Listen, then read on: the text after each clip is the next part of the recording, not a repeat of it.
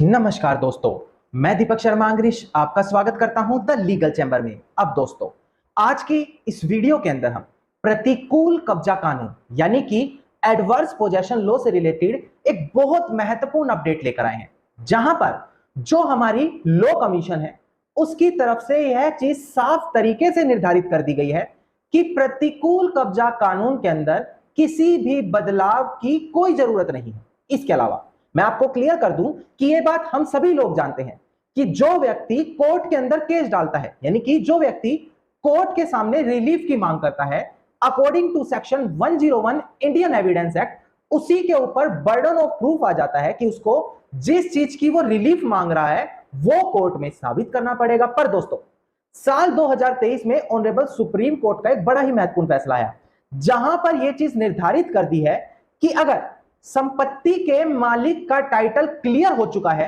Clear है, साफ तरीके से निर्धारित है, तो बर्डन ऑफ प्रूफ डिफेंडेंट पर आएगा, कब्जाधारी पर आएगा। यानी कि यहां से कब्जाधारी की जो राह है कब्जा करके मालिकाना पाने की, वो और मुश्किल हो जाएगी। अब आखिरकार केस के फैक्ट सर्कमस्टांसेस क्या है, कैसे इस जजमेंट को आप अपने फेवर में यूज कर सकते हैं, ये सारी चीज वीडियो में मैं आगे विस्तार से आप लोगों को बताने वाला हूं। अब दोस्तों, अगर आप लोगों को हमारी ये वीडियोस अच्छी लगती हैं, आप लोगों को हमारी तरफ से किए गए एफर्ट्स अच्छे लगते हैं, तो मेरा आप लोगों से अनुरोध है, वीडियो को आप लाइक जरूर करें और साथ ही साथ अपना वैल्यूएबल कमेंट सेक्शन में जरूर लिखिए। तो चलिए दोस्तों, अब आज की इस वीडियो को हम ज्यादा लंबा ना करते हुए आज की इस वीडियो को स्टार्ट करते हैं।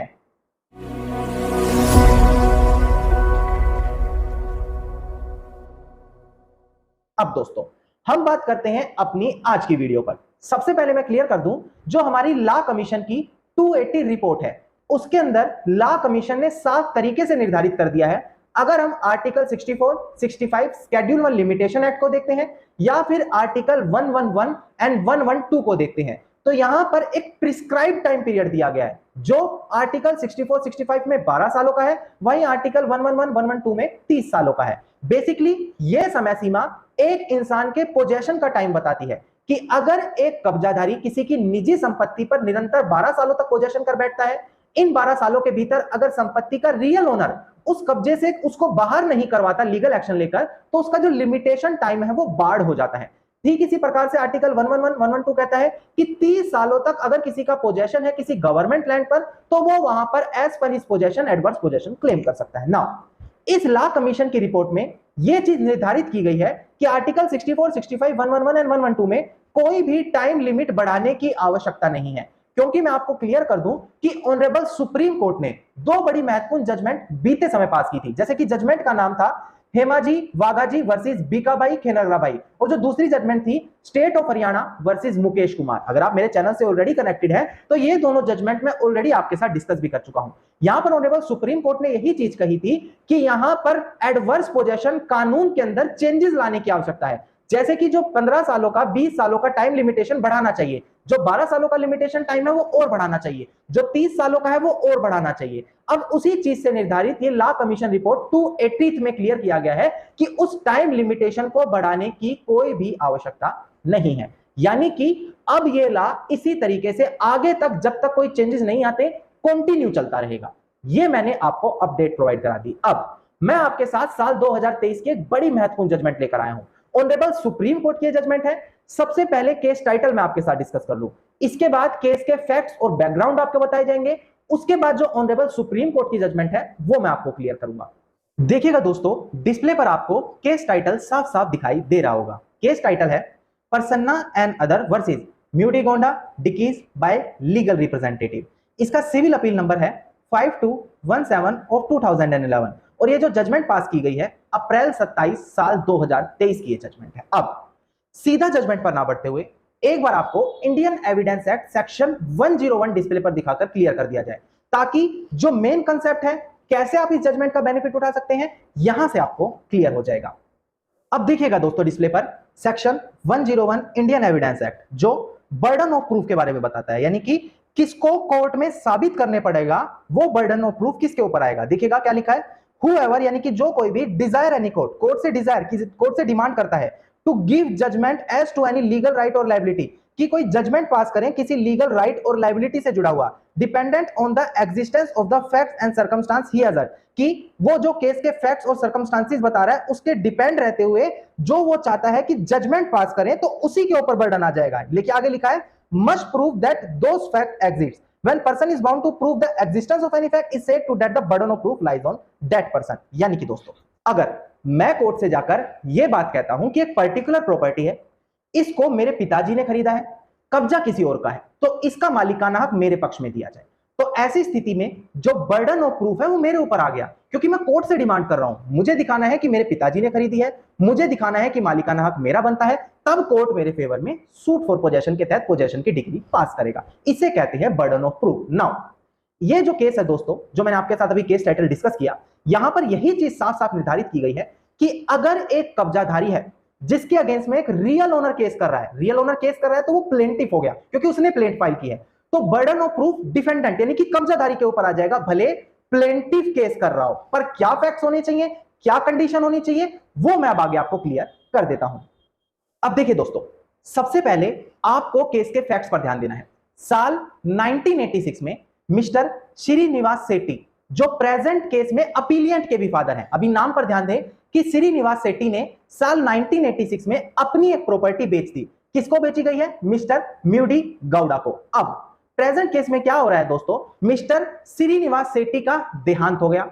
उसके बाद जो श्रीनिवास सेठी है उन्होंने एक केस दाखिल किया है। केस कौन सा है? Suit for partition and separate possession. किसके अगेंस्ट में फाइल किया है? जिसको वो प्रॉपर्टी बेची है म्यूडी गौड़ा को। अब दोस्तों जब ये केस ट्रायल कोर्ट के सामने दाखिल किया गया तो ये चीज पाई गई कि जब यहां पर मिस्टर सेठी ने म्यूडी गौड़ा नाम के व्यक्ति को प्रॉपर्टी बेची थी, उस समय तक उनका विवाह भी नहीं हुआ था, और जो आज ये केस फाइल कर रहा है प्लेंटिफ है, जो मिस्टर सेठी के बच्चे हैं, जब तक वो पैदा भी नहीं हुए थे, तो ऐसी स्थिति में उनका इस प्रॉपर्टी पर कोई भी अधिकार नहीं बनता। हाँ, ट्रायल कोर्ट ने एक ऑब्जर्वेशन और यहां पर पाई कि जो मिस्टर म्यूडी गौड़ा है उसका प्रॉपर्टी पर आज भी कब्जा नहीं है प्रॉपर्टी खरीदने के बावजूद, तो अगर उसको प्रॉपर्टी पर अपना कब्जा पाना है तो उनको यहां पर सूट फॉर पोजेशन डालना अनिवार्य है।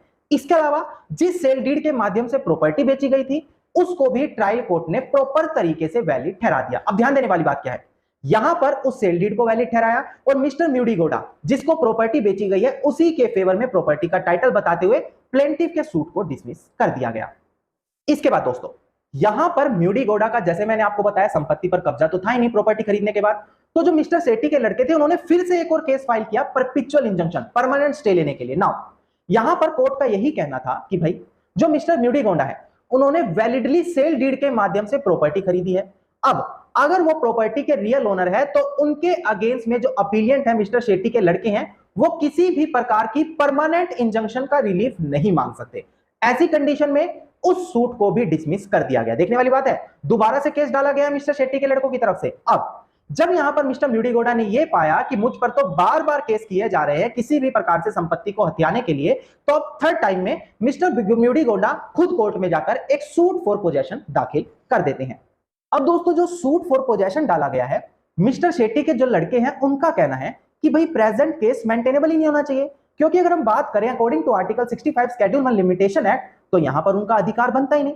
एक लिमिटेशन टाइम है 12 सालों का, उसके भीतर संपत्ति के रियल ओनर को एक्शन लेना होता है, और प्रेजेंट केस में तो 12 साल का टाइम पीरियड बाढ़ हो गया है, खत्म हो गया है। अब ये चीज वहां पर मिस्टर सेठी के लड़कों ने कोर्ट में कही और ये चीज एक्सेप्ट भी कर ली गई, जिसके चलते मिस्टर सेठी ने जो वहां पर सूट फॉर पोजेशन डाला था उसको डिसमिस कर दिया गया। नाउ मिस्टर सेठी ने आगे अपील डालते हुए ऑनरेबल हाई कोर्ट का दरवाजा खटखटाया। नाउ ऑनरेबल हाई कोर्ट ने यहां पर कुछ बहुत महत्वपूर्ण अपनी इंपॉर्टेंट वर्डिक्ट दी। देखिए, सबसे पहले ऑनरेबल हाई कोर्ट ने कहा कि जब ऑलरेडी दूसरा केस चल रहा है जहां पर यह चीज क्लियर होती है कि भाई हाँ, मुझे अपनी प्रॉपर्टी रिकवर करने के लिए दूसरा केस फाइल करना चाहिए। जैसे कि मैंने आपको बताया था कि पहले जब केस फाइल किया गया था तो ट्रायल कोर्ट ने कहा था कि मिस्टर म्यूडी गौड़ा जिसका कब्जा नहीं है उनको यहां पर सूट फॉर पोजेशन डालना चाहिए।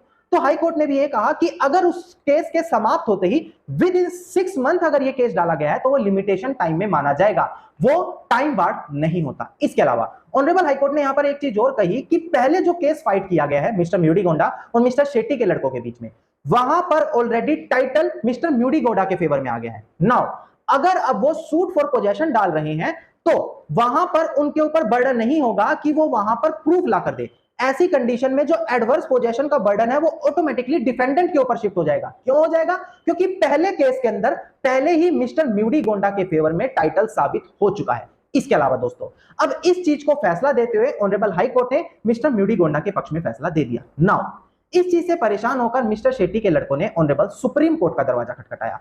अब यहां से आपको जानना अनिवार्य है कि ऑनरेबल सुप्रीम कोर्ट ने अपने महत्वपूर्ण फैसले में क्या कहा।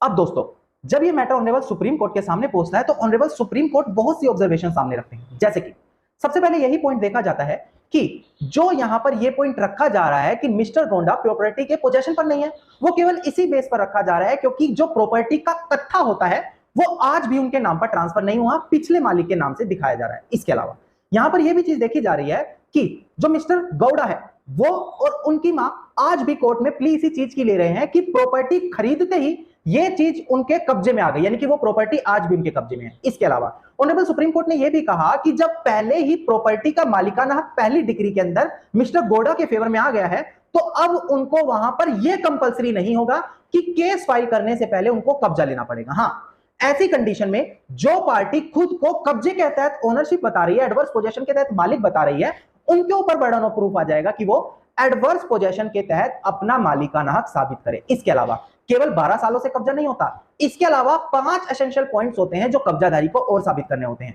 अगर आप मेरी वीडियो से रेगुलरली कनेक्टेड है, मेरे चैनल से रेगुलरली वीडियोस देखते हैं तो मैं वो पॉइंट अपनी कितनी वीडियोस में क्लियर कर चुका हूं। इसके अलावा ऑनरेबल सुप्रीम कोर्ट ने यहां पर यही निर्धारित किया कि पहले अगर किसी केस में प्रॉपर्टी का टाइटल ऑलरेडी प्लेंटिफ के पक्ष में है तो अब बर्डन ऑफ प्रूफ शिफ्ट होकर कब्जाधारी के ऊपर आ गया कि उसको एडवर्स पोजेशन के तहत अपना मालिकाना हक कोर्ट में साबित करना होगा। अब ये चीज वो वहां पर एस्टेब्लिश कर ही नहीं पा रहे थे, केवल एक ही बात बोल रहे थे कि कब्जा हमारा है और केस जब प्लेंटिफ ने फाइल किया है तो बर्डन ऑफ प्रूफ उनके ऊपर आता है। तो ऑनरेबल सुप्रीम कोर्ट ने ये चीज साफ निर्धारित कर दी और फिर से यहां पर कब्जाधारी की हार हुई और संपत्ति के असल मालिक के पक्ष में फैसला सुना दिया गया। अब दोस्तों आज आपको मैंने लॉ कमीशन की अपडेट और ऑनरेबल सुप्रीम कोर्ट की साल 2023 की जजमेंट सुनाई।